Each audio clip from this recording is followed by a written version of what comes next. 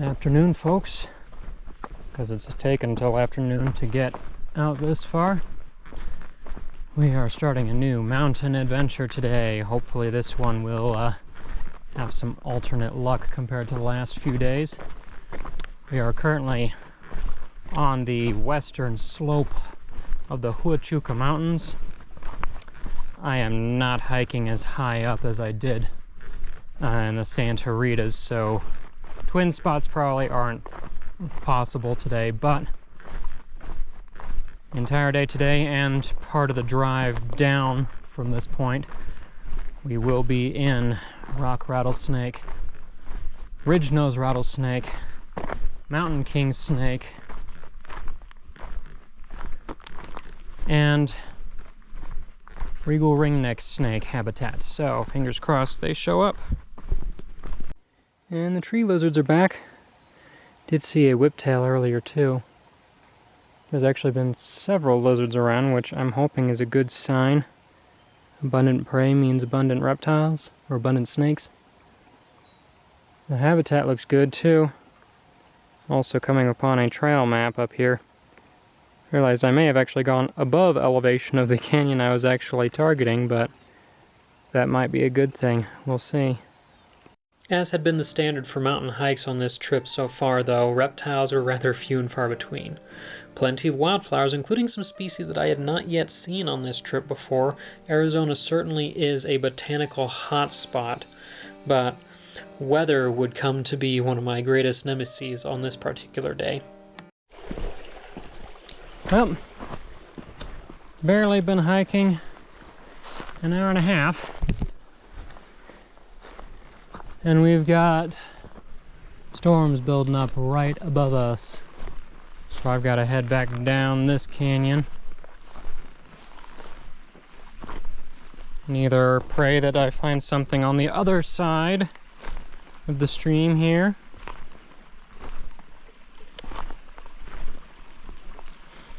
or that I was right in my prediction earlier and that I overshot the canyon I was actually heading for, and be busy down a little lower elevation and less questionable dirt roads. There's a scorpion under the rock. Big fat guy who now needs to move out from under this rock so I can put it back. Chunky thing.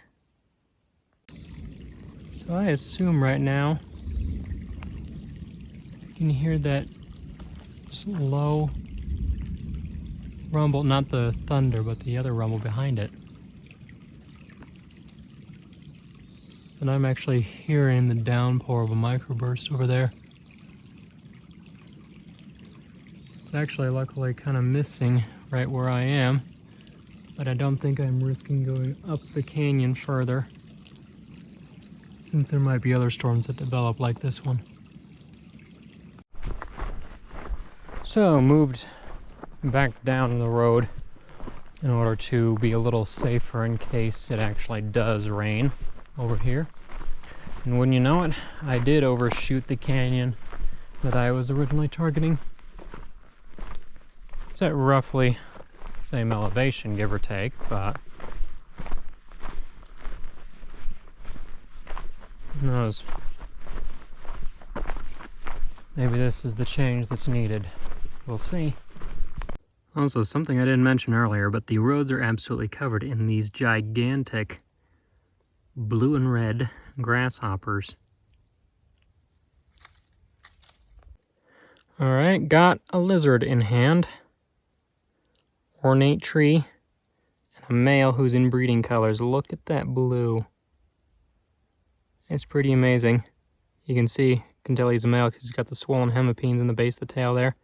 And something's taken a chomp at him a couple times because he's regrowing multiple parts of his tail there. Very obvious why they're called ornate trees. Let's look at that pattern. What a pretty little lizard.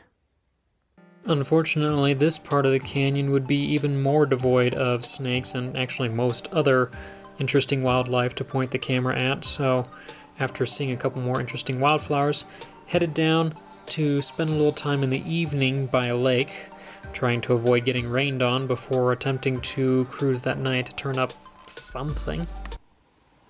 If I can't find reptiles up on the hills, at least I can come down to the lake and find herons hanging out.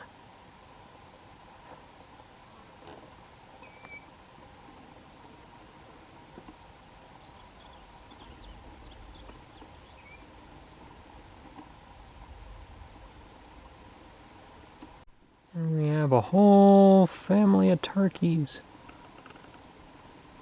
out on the lake shore. I think down here these might be Gould's turkeys. I'll have to double check.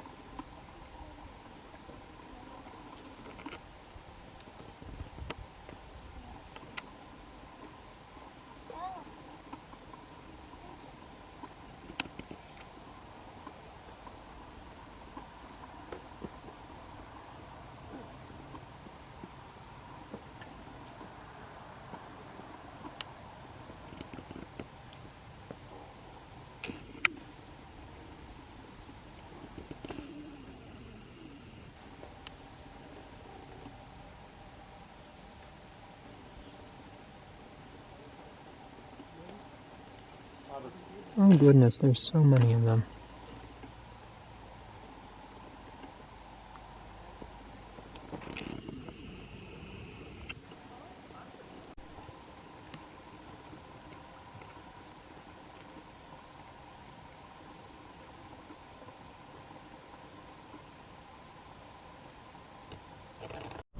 I have been driving for hours and hours and hours.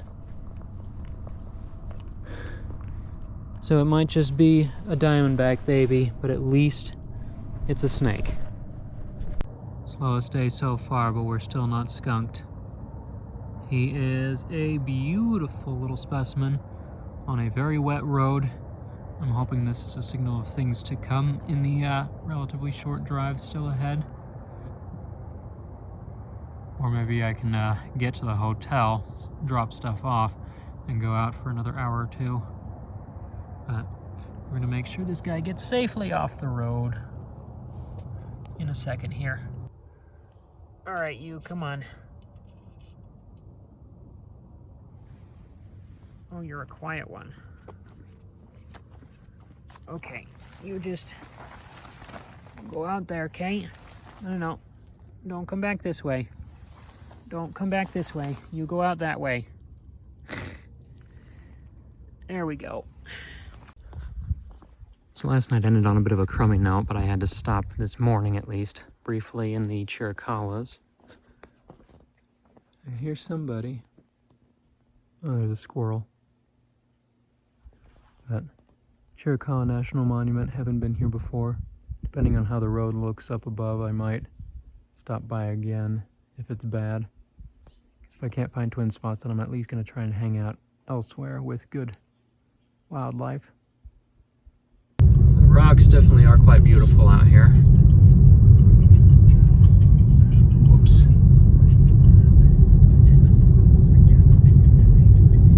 A lot of hoodoo type structures on this side of the mountains that you don't get so much over in Hortle.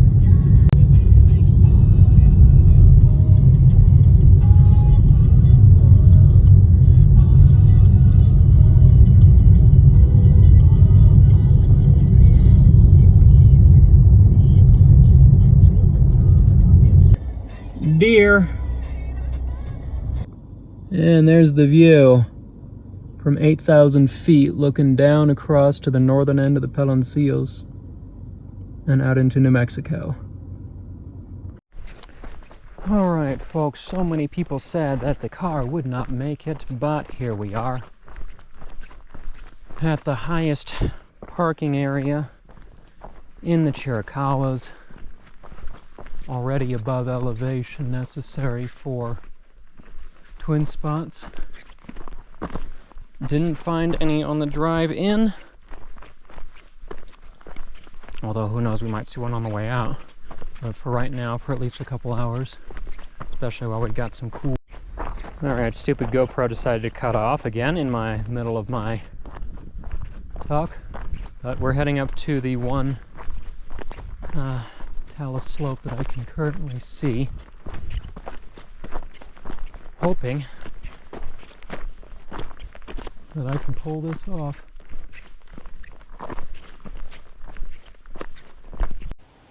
We're here on the talus slope, and there's price-eye food.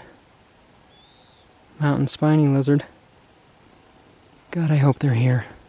It was overgrown, so you can't blame me too much, but somehow I managed to miss the trail that actually led almost up to the talus slope, and it was a pain in the butt, but on the way I did get to see some very beautiful wildflowers and lots of berries in the area. Well, the snakes might not be active, but the raspberry bushes are.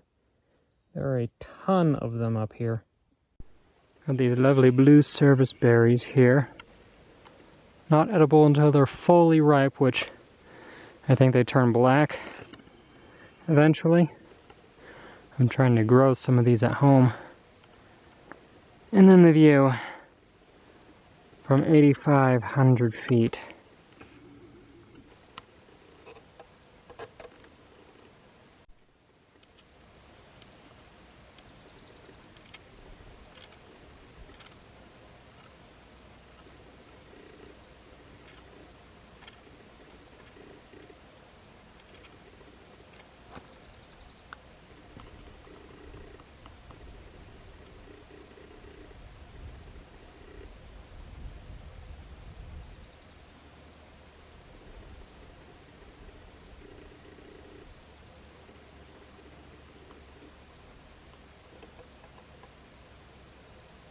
And there's a deer on the top of the ridge with me. Hello, deer.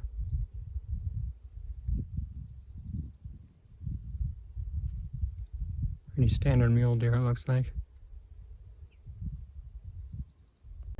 As I walked along that rocky little ridge line, occasionally I would see more of the yarrow spiny lizards, some of them quite blue, like this guy, really nice colors.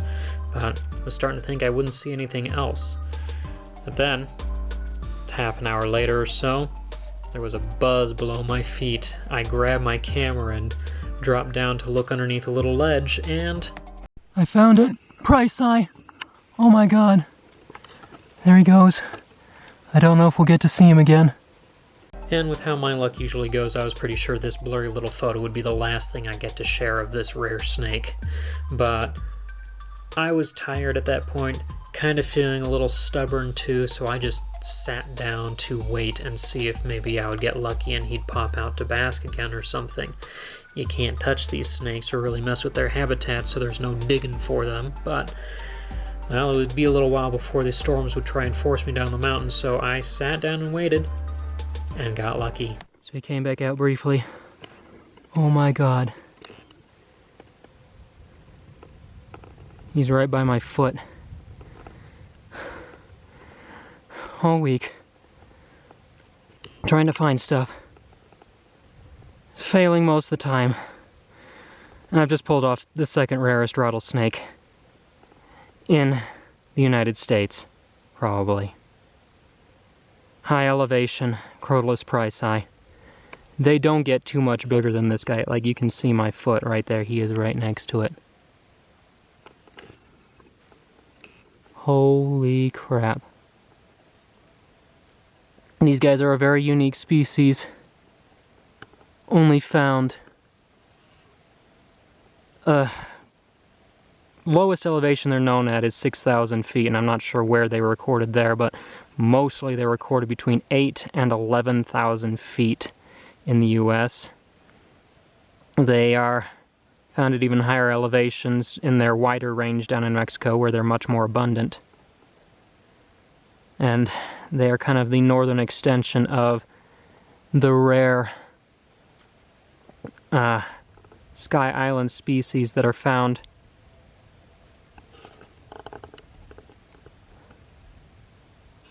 in Mexico, where the greater diversity of their relatives is found, amongst greater diversity. But that's two of the three montane species. I'll have to come back for willardi at some point, but I've done it. I have found probably the hardest to find rattlesnake in Arizona other than the New Mexico ridge nose. What a gorgeous animal.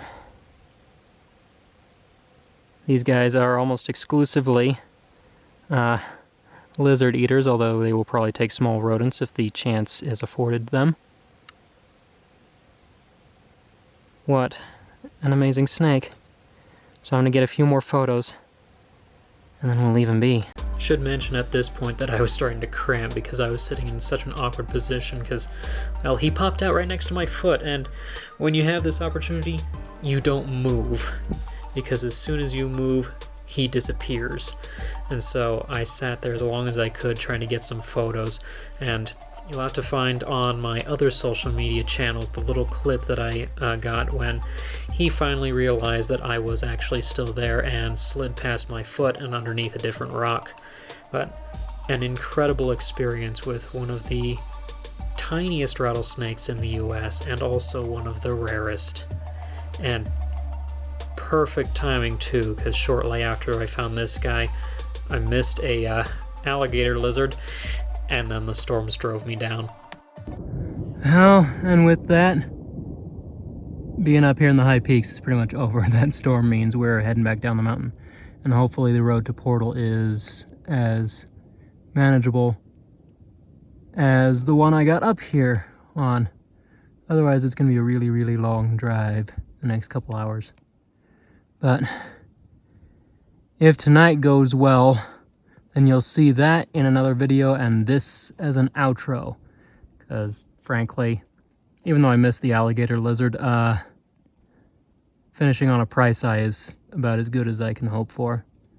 If you enjoy seeing educational videos like this though, make sure you subscribe, turn on the black bell, avoid high mountain lightning storms, unlike me, and leave likes on the video, watch the video all the way through so that the watch hours help boost the channel, and leave any comments or questions below. If you'd like to help support the channel in other ways, you can always find more information about the plants and animals that I work with at carltoncarnivores.com, or photos and videos I will post on social media regularly. Or if you'd like to help support in a financial manner, because trips up to places like this are expensive, consider joining as a Patreon member. You get early access to the videos among other exclusive benefits, or you can do one-time donations at coffee, buy plants and sometimes baby snakes if you're looking for new pets at the Carlton Carnivore shop, or visit the Teespring site for merchandise. But until next time, I'm Huck and Carlton, and this is Carlton Carnivores.